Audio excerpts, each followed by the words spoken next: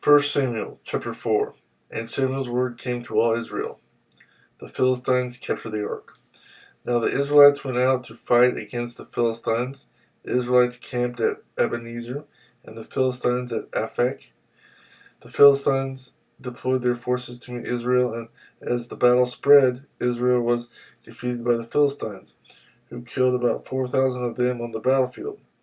When the soldiers returned to camp, the elders of Israel asked, "Why did the Lord bring defeat upon us today before the Philistines? Let us bring the ark of the Lord's covenant from Shiloh, so that it may go with us and save us from the hand of our enemies." So the people sent men to Shiloh, and they brought back the ark of the covenant of the Lord Almighty, who is enthroned between the cherubim.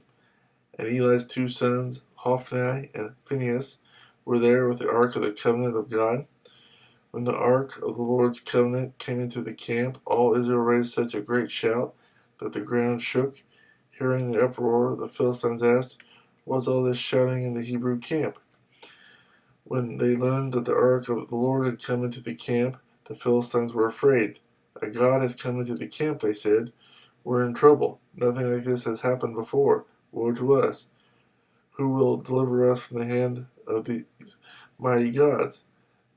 They are the gods who struck the Egyptians with all kinds of plagues in the desert. Be strong, Philistines. Be men, or you will be subject to the Hebrews as they have been to you. Be men and fight."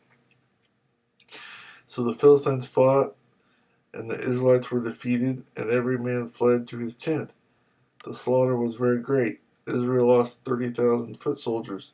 The ark of God was captured, and Eli's two sons, Hophni and Phinehas, died.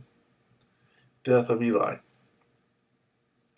That same day a Benjamite ran from the battle line and went to Shiloh, his clothes torn and dust on his head. When he arrived there was Eli sitting on his chair by the side of the road, watching, because his heart feared for the ark of God. When the man entered the town and told what had happened, the whole town sent up a cry.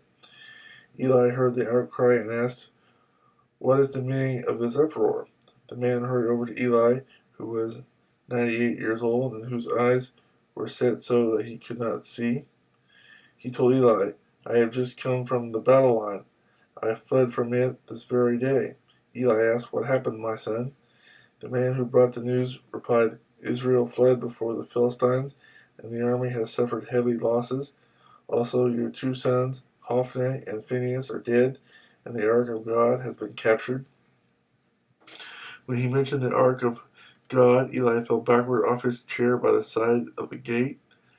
His neck was broken, and he died, for he was an old man and heavy. He had led Israel 40 years. His daughter-in-law, the wife of Phinehas, was pregnant and near the time of delivery.